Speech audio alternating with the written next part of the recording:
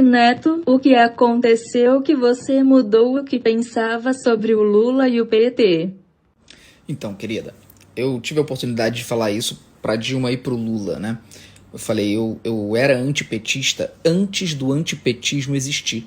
Na época que o Lula tinha 85% de aprovação, eu tava lá nos 15%, gritando que ele era bandido, corrupto, safado, vagabundo. Eu tive uma criação conservadora. E eu tive um integrante da minha família que fez grande parte dessa minha criação e que eu tinha como um ídolo, que odiava o PT com todas as forças.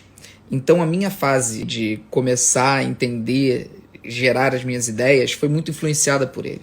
E eu odiava com todas as minhas forças o PT e eu tinha convicção de que ali só tinha criminoso. Essa era uma convicção que eu tinha. Mas veja bem, uma coisa que é muito importante, isso era uma ideia que tinha sido incutida em mim.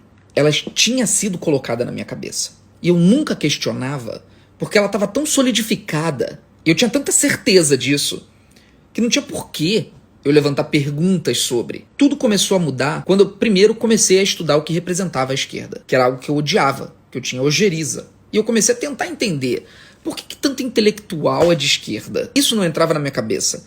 Eu falava, por que tanta gente mega inteligente defende essa ideologia tão absurda, assassina? Eu comecei a tentar ler e entender por quê. E ali a coisa começou a mudar de figura quando eu comecei a ler livros a esse respeito. Mas isso foi o que foi mudando o meu imaginário sobre a esquerda. Sobre o PT e o Lula e a Dilma, o que realmente foi fundamental para eu mudar foi quando aconteceu a Vaza Jato. Eu era um cara que achava que o Moro tinha sido um herói. O cara conseguiu prender o Lula. Pra mim era tipo, putz grilo, esse cara, herói nacional. Até que eu comecei, de fato, a questionar algumas coisas, principalmente quando começaram a vazar os prints de conversas entre o Moro e o Dallagnol, que representava ali a acusação. E eu comecei a olhar aquelas mensagens. Eu falei, peraí, tem alguma coisa muito errada aqui. O Moro claramente tá de conluio, ele tá ensinando, o Moro é o juiz do caso, ele tem que ser 100% imparcial, ele tá ensinando como a acusação tem que fazer. E eu comecei a pesquisar pessoas que entendessem muito mais do que eu e que estivessem questionando a Lava Jato. E uma das pessoas mais influentes nesse sentido foi o Reinaldo Azevedo, que foi um cara anti-Lula ferrenho, contra Dilma ferrenho, antipetista pra cacete, e que quando a Lava Jato aconteceu, ele ficou completamente estarrecido e ele desafia o Moro até hoje a apresentar uma única prova que justifique a condenação do Lula. Sérgio Moro. Olho no olho, hein, Sérgio Moro? Eu o desafio a dizer em quais páginas da sua sentença estão as provas da denúncia que o Ministério Público ofereceu contra o Lula.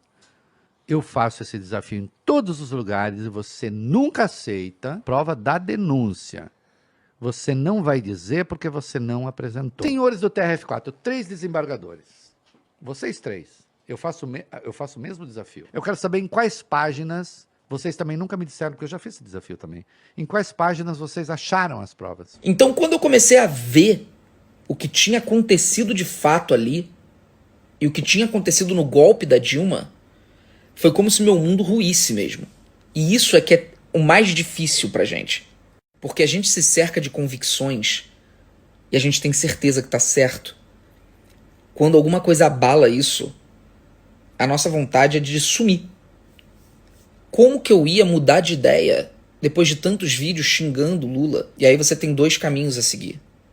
Ou você segue a sua consciência, pede perdão e tem a humildade de recomeçar do zero, consertando as cagadas que você fez, ou você escolhe o caminho mais fácil, que é o que a maioria faz.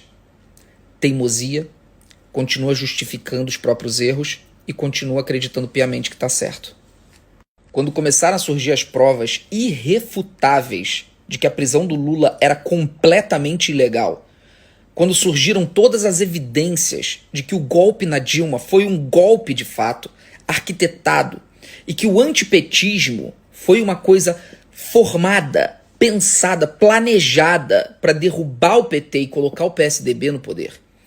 Quando isso tudo ficou cristalino para mim, o meu mundo realmente ali naquele momento abriu um buraco e a única coisa que eu queria era sumir.